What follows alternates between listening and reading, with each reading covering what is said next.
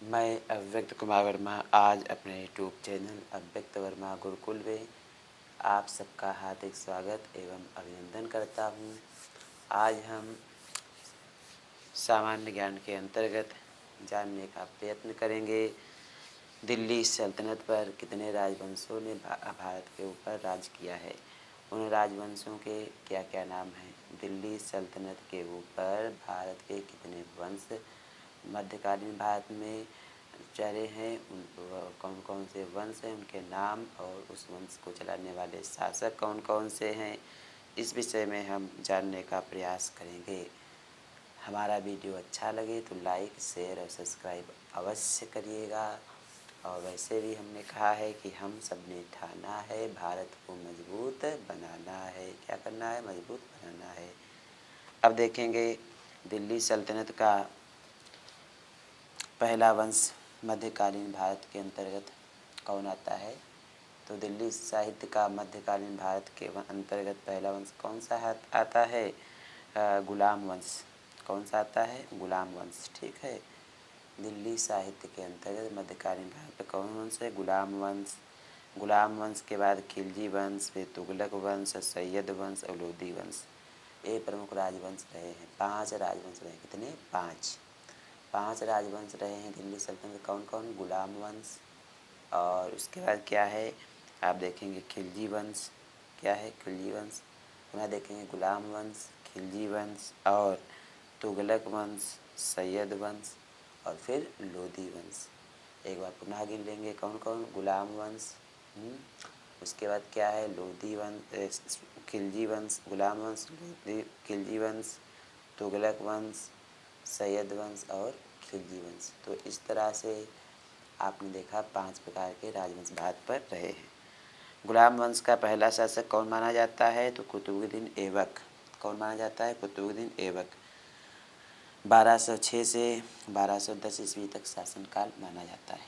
गुलाम वंश का जो प्रथम शासक था कौन? कुतुबुद्दीन ऐबक। उसका शासनकाल कितने से कितने समय तक माना जाता है? तो 1206 ईस्वी से लेकर के 1210 ईस्वी तक का समय कुतुबुद्दीन ऐबक का माना जाता है। उसके बाद दूसरा शासक गुलाम वंश का था कौन? आराम शाह। आराम शाह 1210 ईस्वी से 1211 ईस्वी तक उसने राज किया था। उसके बाद देखेंगे इल्तुतमिश। इल्तुतमिश 1210 से 1236 ईस्वी और रुकनुद्दीन फिरोज 1236 ईस्वी। 1236 ईस्वी में ही भारत की प्रथम कहेंगे शासक कौन है? रजिया सुल्तान। तो रजिया सुल्तान ने 1236 से 1240 ईस्वी तक शासनकाल चलाया था। ठीक है। रजिया सुल्तान ने कब से कब तक शासनकाल चलाया? तो 1236 से 1240 ईस्वी तक का समय रजिया सुल्तान के लिए जाना जाता है। और मुहिउद्दीन बहरम शाह 1240 से 1242। मुहिउद्दीन बहरम शाह जो हैं 1240 से 1242 2 साल तक इन्होंने राज चलाया था। उसके बाद देखेंगे अलाउद्दीन मसूद शाह। कौन शासक हुए हैं? अलाउद्दीन मसूद शाह। अलाउद्दीन मसूद शाह जो हैं बड़ा प्रसिद्ध शासक भी माने जाते हैं। इनका शासनकाल आप देखेंगे 1242 से 1246। 1242 से 1246। 1242 से 1246 तक का समय किसका है? मसूद का। ठीक है। उसके बाद देखेंगे नासिरुद्दीन महमूद। नासिरुद्दीन महमूद का शासन 1246 से 1266। नासिरुद्दीन महमूद का शासन कब से कब तक माना जाता है? तो 1246 से 1266 ईस्वी तक का समय, यानी 20 वर्ष तक इन्होंने शासन किया था। उसके बाद देखेंगे बहमनी राजवंश इसी में आता है। अच्छा, गुलाम वंश 3 भागों में है। कुतुबुद्दीन राजवंश, शमसी राजवंश और बहमनी राजवंश। तो बहमनी राजवंश में कौन आता है? गयासुद्दीन बलबन। कौन आता है? गयासुद्दीन बलबन। गयासुद्दीन बलबन 1266 से 1286 ईस्वी। 1266 से 1286 ईस्वी तक का समय किसका है? तो आप जानते हैं गयासुद्दीन बलबन का। कैकुवाद एवं शमसुद्दीन कैमर्स 1287 से 1290। अब देखेंगे हम भारत के ऊपर दिल्ली सल्तनत के अंतर्गत गुलाम वंश के बाद अगले शासन के विषय में कौन गुलाम वंश के बाद शासन रहा? तो खिलजी वंश। कौन सा रहा? खिलजी वंश। खिलजी वंश में 3 शासक प्रमुख रूप से आते हैं। जलालुद्दीन फिरोज खिलजी 1290 से 1296। जलालुद्दीन फिरोज खिलजी जो था 1290 से 1296 तक उसने राज्य किया था। अलाउद्दीन खिलजी 1296 से 1316। अलाउद्दीन खिलजी 1296 से 1316 ईस्वी तक उसने राज किया, 20 साल तक। ठीक है।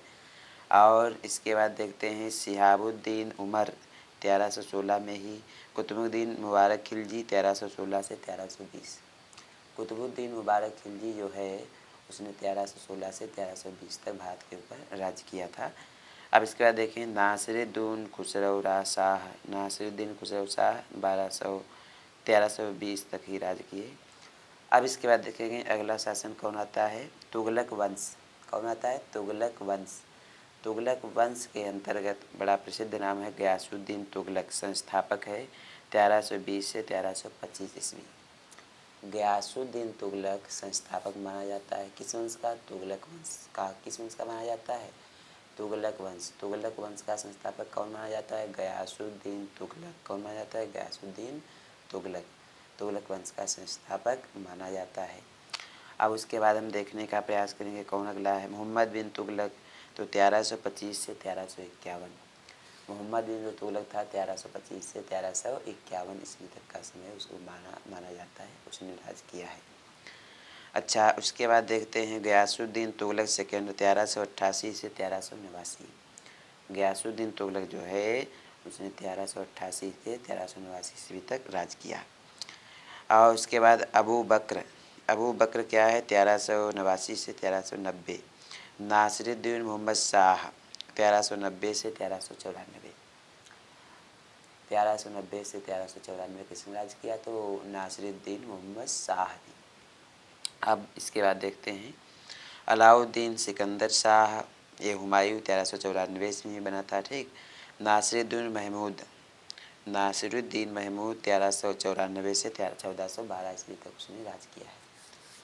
1394 से 1412 ईस्वी तक राज किसने किया? नासिरुद्दीन महमूद ने। नासिरुद्दीन महमूद ने राज किया है, इतना आप ध्यान रखेंगे। ठीक है।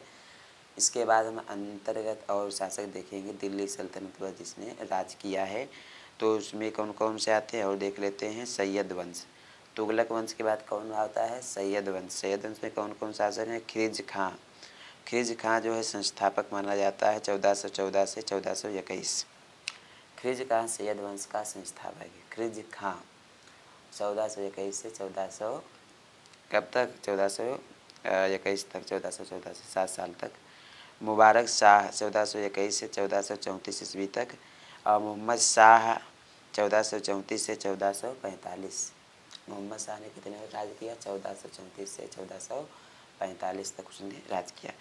उसके बाद देखिए अलाउद्दीन आलम शाह 1445 से 1450, 1451 या 1450। तो अलाउद्दीन मोहम्मद शाह जो है उसने भी शासन अलाउद्दीन आलम शाह 1445 से 1451। अब तो दिल्ली सल्तनत पर 4 आपने वंश देखे, गुलाम वंश, खिलजी वंश, तुगलक वंश, सैयद वंश। अब आप देख रहे हैं लोधी वंश। कौन देख रहे हैं? लोधी वंश। लोधी वंश के अंतर्गत 3 शासक आते हैं। बहलोल लोधी संस्थापक माना जाता है 1451 से 1489। लोधी वंश का संस्थापक कौन था? बहलोल लोधी। बहलोल लोधी ने 1451 से 1489 ईस्वी तक भारत पर राज किया। सिकंदर शाह लोधी 1489 से 1517। सिकंदर शाह लोधी ने क्या किया? आपने देखा होगा सिकंदर शाह लोधी ने क्या किया? 1489 से 1517 ईस्वी तक वो राज चलाता रहा। इसके बाद देखेंगे कौन था? तो इब्राहिम लोधी 1517 से 1526। 1526 ईस्वी में इब्राहिम लोधी की जब हार हुई बाबर के द्वारा तो मुगल वंश की स्थापना हो गई। ठीक। मुगल वंश 1526 से लेकर के 1857 ईस्वी तक चलता रहा। और इसी काल में मुगल वंश के काल में ही मराठा वंश का उदय हुआ। वीर शिवाजी ने मुगलों का जो है परास्त करने का कार्य किया था। हालांकि उससे पहले जो है शिवाजी से पहले महाराणा प्रताप ने भी जो है बड़ा अच्छा संघर्ष किया था और भारत को अच्छा बनने की प्रेरणा दी थी। तो आपने देखा दिल्ली सल्तनत पर राज करने वाले प्रमुख वंश और उनके संस्थापक और उनके शासनकाल। 5 वंश हैं, कौन-कौन पुनः देख लेंगे। गुलाम वंश, खिलजी वंश, तुगलक वंश, सैयद वंश, लोधी वंश। इनका शासनकाल कब से कब तक रहा है, तो अव्यक्त वर्मा गुरुजी के द्वारा आपको उनके शब्दों में, बड़ा अच्छे शब्दों में उनको आपको बता दिया गया है। एक कापी पर किसी लिख लेंगे ताकि आपको याद हो जाए और किसी भी परीक्षा में, सामान्य ज्ञान की किसी भी परीक्षा में पूछा जा सकता है। और वीडियो यदि अच्छा लगा हो तो लाइक, शेयर और सब्सक्राइब अवश्य करिए। क्या करिए? लाइक, शेयर, सब्सक्राइब अवश्य करिए और साथ ही साथ में आप बेल आइकन को भी अवश्य दबा दीजिए ताकि हमारे वीडियो का नोटिफिकेशन आपको शीघ्र से शीघ्र प्राप्त हो जाए।